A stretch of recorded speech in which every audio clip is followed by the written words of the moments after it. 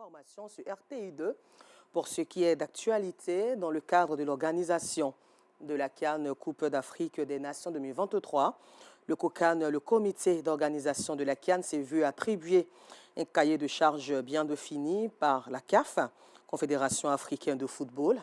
Le COCAN devait s'assurer, entre autres, du bon déroulement de la compétition, de s'assurer de la prise en charge effective des touristes, des joueurs et supporters qui ont convergé vers la Côte d'Ivoire. En tout, ils sont près de 2 millions à avoir effectué le déplacement, estime le COCAN. Nous sommes dans la dernière ligne droite de la plus grande compétition d'Afrique organisée en Côte d'Ivoire. Et jusque-là, la fête se déroule à merveille. Ambiance festive dans toutes les rues ivoiriennes, stade bondé de monde, des records d'audience et de partenariat. Des remarques qui parlent pour le COCAN.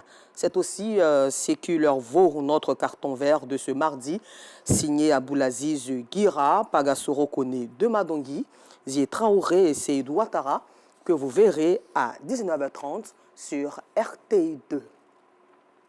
La Côte d'Ivoire et la République démocratique du Congo seront en confrontation pour le compte des demi-finales de la CAN de l'hospitalité en Côte d'Ivoire demain mercredi 7 février à 20h au stade olympique Alassane Ouattara d'Ebimpe. Avant cette grande rencontre qui portera l'une d'entre elles en finale, les différents coachs et joueurs se sont prononcés en conférence de presse ce mardi matin au Palais de la Culture de Treichville. Et vous aurez les différents propos avec Véronique Conan et Mouyabi Diabaté du service des sports. Dans un autre registre, à l'instar du monde entier, la Côte d'Ivoire commémore ce mardi 6 février la journée internationale de tolérance zéro à l'égard des MGF, mutilations génitales féminines.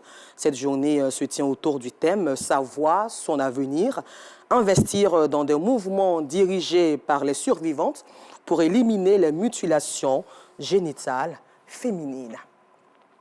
Et toujours en société, les jeunes de Yopougon, Toit-Rouge, secteur école primaire publique Sipores 5 réclament justice après le décès de l'un des leurs au Quito. À l'état civil, Guy-Franck Dédi, selon eux, après avoir levé le coude en compagnie d'une de ses connaissances du secteur gendarmerie, il aurait été conduit au domicile de cette dernière.